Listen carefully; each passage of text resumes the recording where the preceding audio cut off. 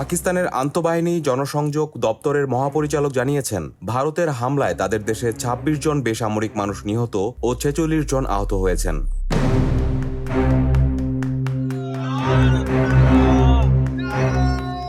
আজ বুধবার সকালে এক সংবাদ সম্মেলনে আইএসপিআর এর মহাপরিচালক লেফটেন্যান্ট জেনারেল আহমেদ শরীফ চৌধুরী এ তথ্য জানান। এর জবাবে ভারতেও পাল্টা হামলার হুমকি দিয়েছে পাকিস্তান।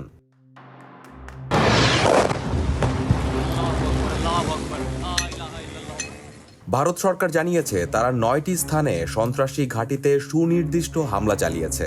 এই হামলাগুলো পাকিস্তান নিয়ন্ত্রিত কাশ্মীরে চালানো হয়েছে বলে দাবি করেছে ভারত।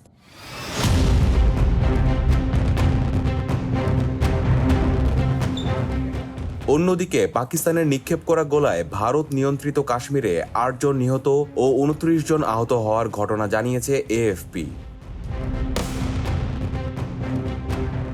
এর আগে পাকিস্তানের আন্তঃবাহিনী জনসংযোগ পরিদপ্তরের মহাপরিচালক লেফটেন্যান্ট জেনারেল আহমেদ শরীফ চৌধুরী বলেন, মধ্যরাতের পর কোটলি, ভাওয়ালপুর, মুরিদকে, বাগ এবং মুজাফফরাবাদে ভারতের কাপুরুষিত ক্ষেপণাস্ত্র হামলা হয়েছে।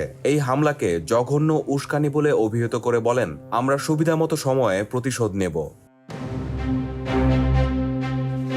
পাঞ্জাবের মুখ্যমন্ত্রী জানিয়েছেন, পাকিস্তানে পাঞ্জাবে জরুরি অবস্থা জারি করা হয়েছে। হাসপাতাল সহ ও জরুরি পরিষেবা ব্যবস্থা উচ্চ সতর্কতা নেওয়া হয়েছে।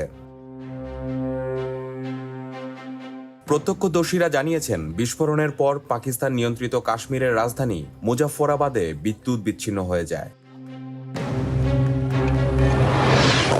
ভারত সরকার এক বিবৃতিতে বলেছে, ভারতীয় সশস্ত্র বাহিনী অপারেশন সিঁদুর শুরু করে পাকিস্তান ও পাকিস্তান অধিকৃত জম্মু ও কাশ্মীরের সন্ত্রাসী অবস্থানগুলোতে আঘাত হেনেছে।